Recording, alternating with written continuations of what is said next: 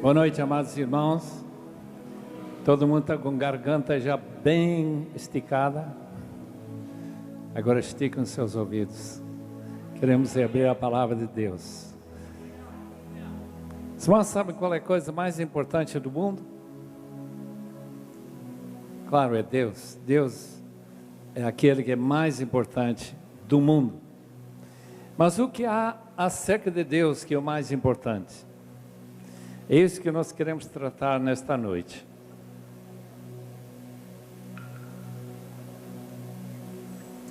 Eu estou abrindo a minha Bíblia em Colossenses, capítulo 1. Obrigado.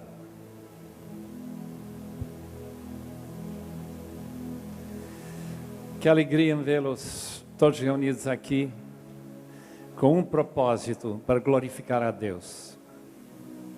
Um propósito para ouvir a sua palavra. E mais importante ainda, para nós dedicarmos a fazer o que Ele manda. Ouvir a sua voz e obedecer a essa voz. Colossenses capítulo 1, versículo 9. Paulo está na prisão em Roma, escrevendo para aquela pequena igreja em Colossos. Por essa razão, desde o dia em que ouvimos, não deixamos de orar por vocês e de pedir que sejam cheios do pleno conhecimento da vontade de Deus, com toda a sabedoria e entendimento espiritual. Isso para que vocês vivam de maneira digna do Senhor, em tudo possam agradá-lo, frutificando em toda boa obra, crescendo no conhecimento de Deus e sendo fortalecidos com todo o poder, de acordo com a força da sua glória, para que tenham toda a perseverança e paciência com alegria, dando graças ao Pai, que nos tornou dignos de participar na herança dos santos no reino da luz. Pois Ele nos resgatou do domínio das trevas e nos transportou para o reino do seu Filho amado, em quem temos a redenção, a saber, o perdão dos pecados. Os irmãos aqui todos oram, né? Oram com os olhos fechados ou abertos? Fechados.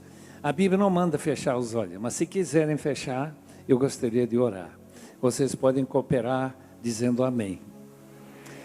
Senhor amado, estamos aqui numa oportunidade única de falar sobre as coisas que mais importam. E como nós nos agradecemos, Senhor, que não estamos lá nas bebedeiras deste mundo, não estamos em casa de prostituição, não estamos tomando drogas, estamos aqui para ouvir a Tua palavra. Fala-nos, Senhor, diretamente, para que nós possamos receber de Ti uma palavra que possamos lembrar e praticar, de modo que quando chegar o dia de sermos chamados para a Tua presença, nós possamos dizer: obrigado, Senhor, que eu estive lá em março de 2009. Muito obrigado, em nome do Senhor Jesus. Amém e amém. Pecado tem uma definição. É desviar-se da vontade de Deus. Tudo que nós fazemos que não é de acordo com aquilo que Deus quer, é pecado. Portanto, já que todos nós já nos desviamos dessa vontade perfeita de Deus para a nossa vida, temos pecado. E graças a Deus que esse texto diz que Jesus Cristo morreu pelos nossos pecados. Agora, esta palavra vontade, Deus sendo pessoal, Deus que pela sua vontade criou as galáxias, que criou o sol, criou esta terra maravilhosa, o mar, as plantas, as nuvens, tudo que existe, e principalmente que Ele nos deu a nós vida por causa de sua vontade. Este maravilhoso texto que Paulo foi inspirado a escrever para os Colossenses diz que lá na prisão, não podendo pregar por nenhuma multidão como eu estou tendo nesta noite, ele já está orando para que vocês transbordem com pleno conhecimento da vontade de Deus, com toda sabedoria e todo entendimento espiritual, para que vivam de maneira digna do Senhor, para que em tudo vocês o agradem, para que vocês tenham uma vida frutífera e para que vocês, durante o resto da sua vida, estejam crescendo no conhecimento de Deus. Portanto, nessa noite eu queria abordar, por alguns minutinhos, que quer dizer transbordar do pleno conhecimento da vontade de Deus. Se isso é a coisa mais importante do universo, é a vontade de Deus. Se esse sol existe só porque Deus teve vontade de criar e manter esse sol brilhando, e nossa vida depende do sol. Se sua vida apareceu e você não tinha que nascer, a não ser pela vontade de Deus, com certeza a coisa mais importante é essa vontade. Só que nós também temos uma vontade, nós também somos pessoas. E quando nós seguimos a nossa vontade, porque não sabemos, pela ignorância, ou só porque sabendo e sendo tentado a fazer nossa vontade e não a vontade de Deus, claro, nós pecamos. E o salário do pecado é a morte. Sabe que tem jovens morrendo por causa do pecado esta noite? Jovens que, ou pela ignorância, não conhecem a palavra de Deus, ou por conhecer e não ter forças para resistir, fazem sua própria vontade e estão morrendo. Ou em acidentes, ou talvez por causa de drogas, ou por qualquer outro motivo que pode trazer esse salário, esse pagamento pelo nosso pecado. Pensem bem, Deus tem uma vontade. Essa vontade é que todo mundo se salve. Isto é, que todo mundo venha conhecer a Deus e fazer o que Ele quer. Faça a sua vontade. Diz Efésios 5,17, que nós não sejamos insensatos, mas procurem saber qual é a vontade do Senhor.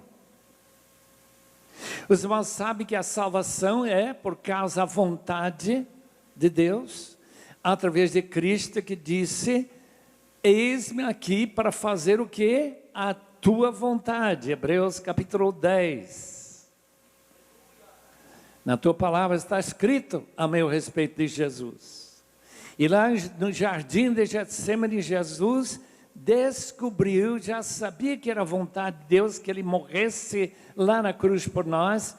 E Ele, nessa luta tremenda, porque Ele não queria morrer, Ele não queria ser afastado do Pai, Ele não queria carregar todos esses pecados pelos quais Ele não era culpado. Mas Ele disse: não a minha vontade, mas a tua. E lá temos a perfeição da bondade de nosso Senhor Jesus Cristo, que pela vontade de Deus, que Ele aceitou para a sua vida, trouxe salvação para nós. Meus irmãos, a vontade de Deus é um só, mas tem três aspectos. Primeiro aspecto é vontade determinado, que não adiante pedir que Deus mude.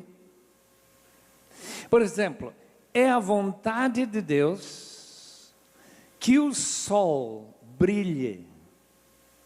E não importa quanto você peça a Deus, apague esse sol. Está criando muito calor. Ele não vai fazer, porque está determinado. Os irmãos sabem que o fim desse mundo já está determinado. Os irmãos sabem que já está marcado o dia em que você vai expirar, se Cristo não voltar antes. É meu dia também. Você sabe que não adianta tentar evitar aquilo que Deus determinou, predestinados, escolhidos, de modo que Deus predetermina algumas coisas. E a Bíblia diz que Jesus morreu por causa da predeterminação de Deus, estava decretado. Porque nós não podemos mudar a vontade de Deus decretada, porque não adianta orar para que Deus não faça essa vontade que Ele já determinou fazer. Nós temos que nos preocupar com as duas outras áreas ou prismas, aspectos de sua vontade. A segunda parte, essa segunda prisma da sua vontade é simplesmente a Bíblia. A palavra de Deus. Aqui nós temos de capa a capa qual é a vontade de Deus escrita e colocada à nossa disposição. Leia a sua Bíblia, aprenda o que Deus quer para a sua vida. A Bíblia está cheia de não somente recomendações, não apenas opções, mas mandamentos. E como nós temos liberdade de não fazer o que Deus manda, ou fazer o que Ele quer, e se nós esta noite tomarmos uma decisão, eu quero fazer a tua vontade, e nós passamos por nosso jardim de Getsemane, e nós colocamos nossa vontade na submissão à vontade de Deus, você vai estar agradando a Deus, vai começar a viver uma vida que realmente é digna dEle. A palavra do Senhor é perfeita. Nós temos que entender essa palavra, meditar nessa palavra como salmista de noite. Nós não ouvirmos então as recomendações daqueles que não conhecem ao Senhor. Nós não colocamos nossa vida só à procura de dinheiro, só à procura de conforto e bens desta vida. Nós colocamos nossa vida à disposição do Senhor, porque sua palavra é: procure saber e praticar a vontade do Senhor.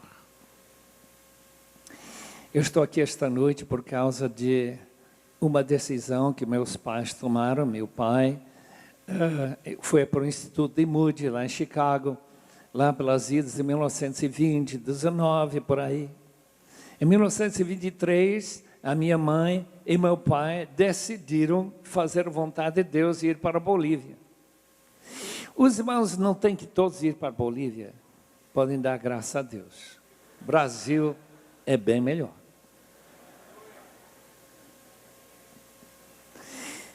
Deus não mandou todo mundo ser missionário.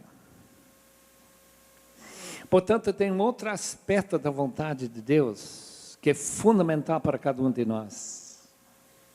São as grandes decisões da vida.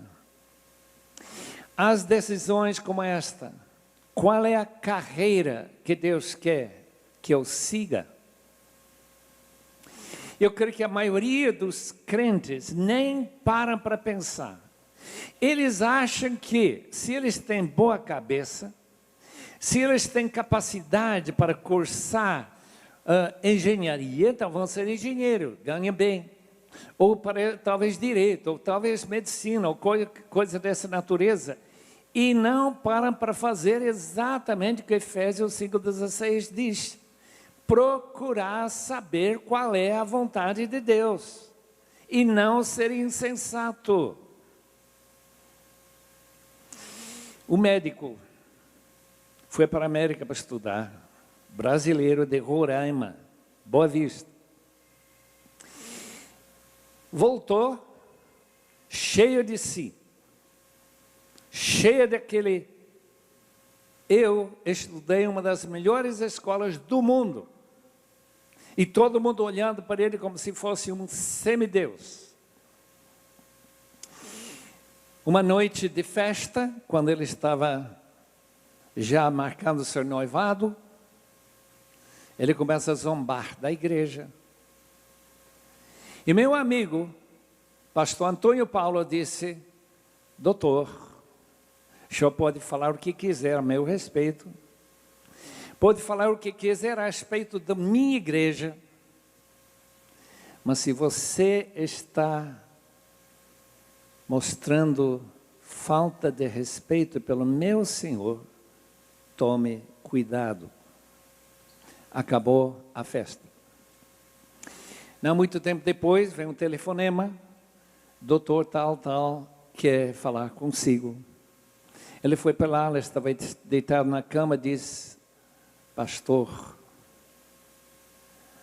talvez eu nunca ande mais. Veja lá.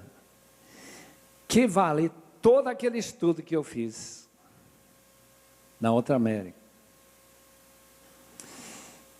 Há 5% de chance que uma operação na minha coluna vai me permitir andar novamente. Eu quero mostrar este raio-x. Pastor Antônio Paulo deu uma boa olhada no raio-x e disse: está ruim, sim, só que eu tenho um raio-x do seu coração, está bem pior. Leio Romanos 3. Amanhã vocês leiam, domingo leiam Romanos 3. É um texto terrível. Quando terminou de ler, o doutor disse: é isso mesmo, sou eu. E ele disse: você queria aceitar Jesus? Eu quero. Ele caiu da cama, de joelhos, diante do pastor. O pastor não sabia o que fazer, ele não é Deus. Ele também caiu de joelhos e começou a orar e pedir que Deus salve este homem. E ele então se arrependeu dos seus pecados. E aquele que nunca pensou em pedir a vontade de Deus, se ele era para estudar medicina ou não, agora tem sua vida debaixo da vontade de Deus. Se vocês vão para o Roraima, for tratar por esse cirurgião, vai descobrir que no dia seguinte ele telefonou ao pastor e diz: alguma coisa muito estranha ocorreu, eu não tenho mais dor. Ele nem pediu ser curado, mas Deus foi misericordioso. E aquele que nunca pediu saber qual era a vontade de Deus para a sua vida, recebeu a vontade de Deus para a sua vida, para ele poder falar para cada paciente que aparece no seu consultório, que ele fala lá no hospital do Senhor Jesus, que mudou e salvou sua vida. Por quê? Porque Deus é tremendamente gracioso conosco. Eu não sei qual a vontade você tem para a vida, o que você pretende ser. Talvez você vá ser um missionário. Talvez vá ser como aquele missionário inglês que ele diz: olha, você sabe que da sua missão, dos 70 missionários que foram lá para o oeste da África, 60 e mais já morreram em 2 anos, sem aprender a língua, não fizeram nada. E você vai lá para morrer. Ele disse: se eu tivesse 1000 vidas, eu daria todas elas para evangelizar os negros da África. Isso quer dizer, chama vontade, meu filho. Número 2. Um dos meus heróis, quando eu era pequeno, eu li a biografia de John Peyton. John Peyton ia para a ilha das Novas Hébrides, no sul Pacífico, onde todo mundo era canibal. Os seus antecessores, 2 missionários, antes do barco ir embora, depois de deixar eles ficarem lá para evangelizar aquelas ilhas, já tinham sido mortos e cozidos por aqueles índios, aqueles indígenas. E você vai para lá, John. Você é estúpido demais. Aquele jovem olhou para aquele velhinho, mais ou menos de minha idade, e disse: ô senhor Dixon, dá para ver pela sua idade, não vai demorar muito para você deitar num caixão e ser comido por vermes. Agora, ser comido por vermes ou por canibais não faz nada, diferença nenhuma para mim. E Deus preservou a vida daquele homem. Que coragem! 4 anos, ameaçado todos os dias de morte. E Deus preservou até com anjos aparecendo em volta dele. E essas ilhas, hoje, todos cristãos. Por quê? Por causa da vontade de Deus. É por isso que Paulo está orando para aqueles colossenses. Ele não está orando para si mesmo, ele é prisioneiro, ele não está dizendo, olha por mim, eu estou aqui sofrendo, não estou comendo churrasco todo dia, não. Aqui é ruim demais. Vocês não podem imaginar que era uma prisão em Roma. Mas vocês têm liberdade para buscar essa vontade. Vocês têm liberdade para pedir que esse conhecimento da vontade do Senhor transborde na sua vida. Para que você não queira fazer outra coisa.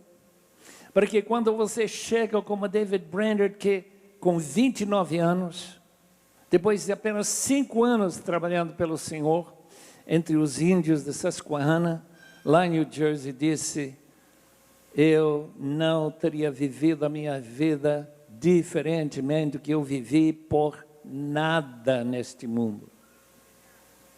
29 anos, morreu, não chegou nem a casar. Meu colega de escola era Jim Elliot. Ele juntou 5 jovens, para evangelizar os indígenas Aucas no Alto Amazônia. Quando eu saí da escola de Wheaton, lá em Illinois, ele estava com um lema, não é tolo, não é estúpido, aquele que larga o que ele não pode segurar para pegar firme naquilo que não pode perder. Vocês já pegaram aquilo que não podem perder? Não é estúpido largar essa vida boa para segurar firme naquilo que você não pode perder. 6 anos depois, eu vi os manchetes e lá estava fotos do meu amigo, colega da minha classe, flutuando no rio Curaray. Será que ele não conheceu a vontade de Deus? Será que foi estúpido? Meus irmãos, quantos milhares de jovens decidiram, se um jovem tão bem preparado, um grande lutador, vencia tantas lutas, eu gostava muito de vê-lo lutar. Ele queria um corpo muito bem preparado para ir para um lugar tão terrível como era o Alto Amazônia naquela época. 6 anos depois, seu corpo flutuando no rio, e uns 44 anos depois, aparece um dos índios que o matou lá à frente de 10.600 evangelistas em Amsterdã, naquele último congresso de Billy Graham. Lá está um daqueles que matou esse jovem. Por quê? Porque vale a pena conhecer e fazer a vontade de Deus. Para quê? Para viver dignamente do Senhor. Para agradá-lo em tudo, mesmo que você nem saia do Brasil. Para que sua vida seja uma vida frutífera, assim diz o versículo 10. E para que você fique sempre crescendo no conhecimento de Deus. Que esta noite seja memorável para vocês, como vai ser para mim. Porque em toda a minha vida eu não tive um auditório exatamente como esse. Já tive uns auditórios quase como esse, mas esse não. Portanto, vai ser quando nos reunimos novamente lá na presença de Deus. Eu quero ver todos vocês lá. E ouvir a sua história para a glória de nosso Deus. Vamos orar. Muito obrigado, Senhor, por uma noite marcada como essa. Muito obrigado por aqueles que organizaram. Muito obrigado àqueles que estão apresentando músicas que te agradam e te glorificam. Mas, acima de tudo, nós também ecoamos a oração de Paulo, para que todos os teus filhos aqui transbordem do pleno conhecimento da vontade de Deus. Em nome do teu Filho amado, que salvou-nos através da tua vontade. Em nome dele. Amém.